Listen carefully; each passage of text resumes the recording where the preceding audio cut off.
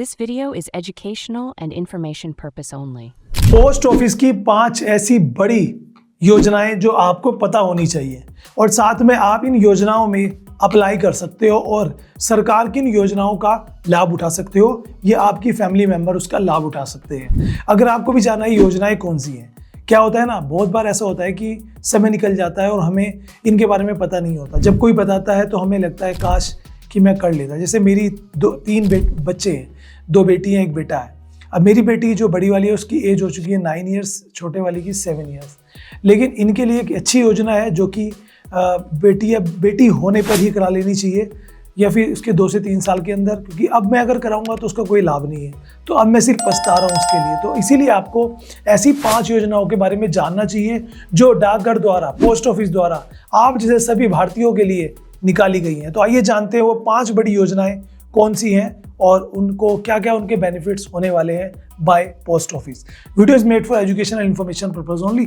आप इंटरेस्टेड हो देख सकते। सबसे पहली जो योजना है वो है सुकन्या समृद्धि योजना। अब ये बेसिकली सुकन्या समृद्धि योजना है क्या, तो मैं बहुत ब्रीफ में बताऊंगा पांचों को। स्क्रीन पर आपको डिटेल मिली जाएगी। देखिए, ये चाइल्ड फ्यूचर के लिए, मतलब ये समझिए कि आप की बेटी जैसे होती है, ये फॉर गर्ल्स के लिए, बॉयज़ के लिए नहीं है।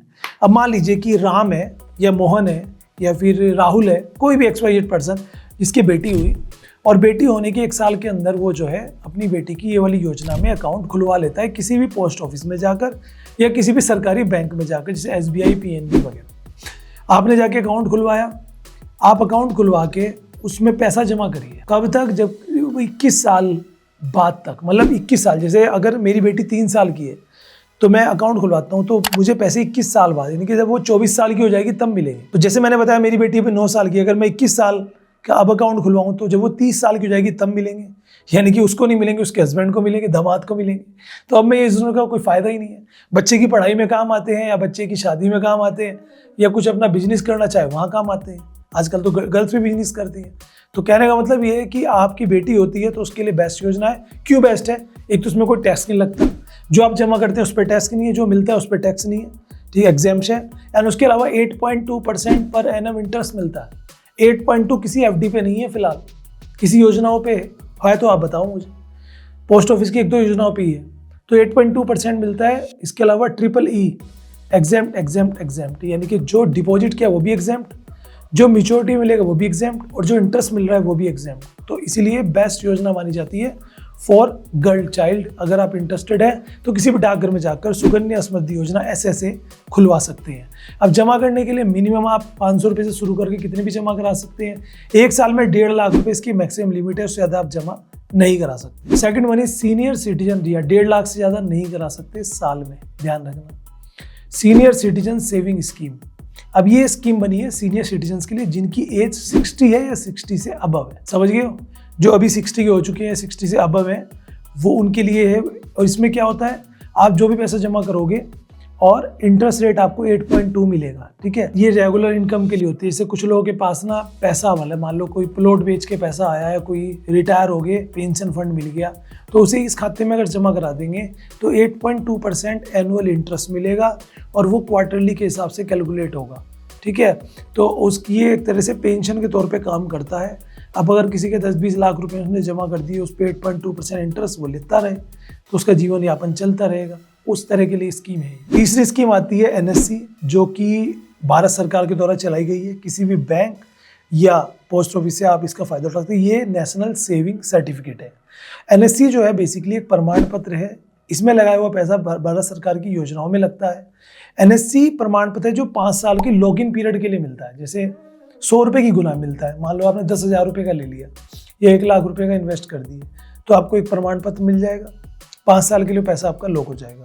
7.7% per annum annually compounded payable eight maturity. याद रखना, ये पैसा जो आपने जमा किया प्लस उसका इंटरेस्ट, वो सब आपको मेच्योरिटी पे मिलता है, उससे पहले नहीं मिलेगा, वो भी 5 साल के बाद। इसमें टैक्स बेनिफिट मिलता है अंडर सेक्शन 80C के तहत, जो 80C के थे। लेकिन आजकल तो टैक्स बेनिफिट का कुछ है नहीं जब तक स्लैब रेट नया आ गया। बट जो चाहते हैं, जैसे कुछ लोग FD में डरते हैं कि बैंक कुछ हो गया तो क्या होगा, तो उस कंडीशन में अगर आपको ये है कि भाई मुझे 5 साल तक कोई ज़रूरत नहीं है पैसे की, होता है ना कि 2-4 साल में पैसे की ज़रूरत पड़ सकती है, उनको नहीं कराना चाहिए। जिन्हें लगता है नहीं भाई मेरे पास तो पैसा इतना है, मुझे 5 साल के लिए कोई ज़रूरत नहीं है, तो वो अपने इस NSC में डाल सकते हैं।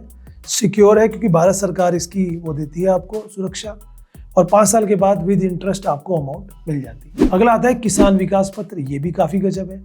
किसान विकास पत्र एक डबल इन्वेस्टमेंट वाली स्कीम है।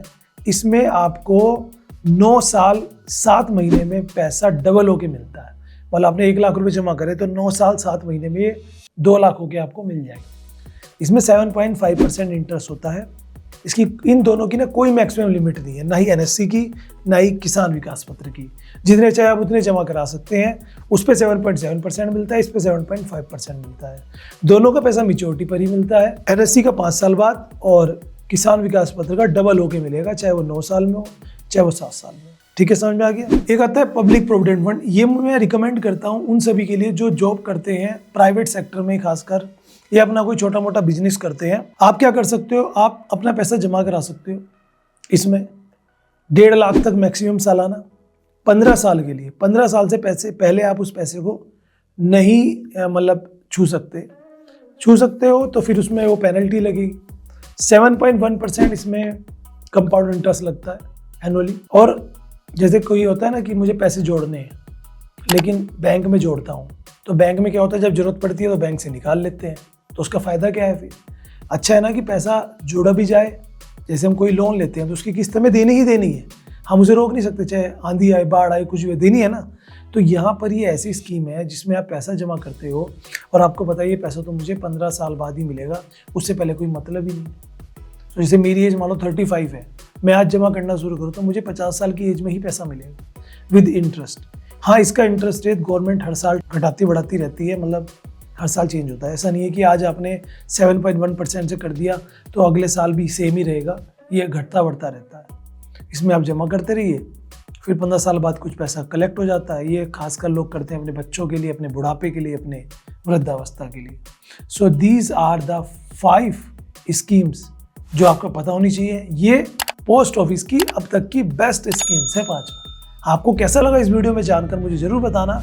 अगर इनमें से आपको किसी को डिटेल में वीडियो चाहिए एग्जाम्पल के साथ, कैलकुलेशन के साथ, सो आप कमेंट करिए। अभी दे फ्री।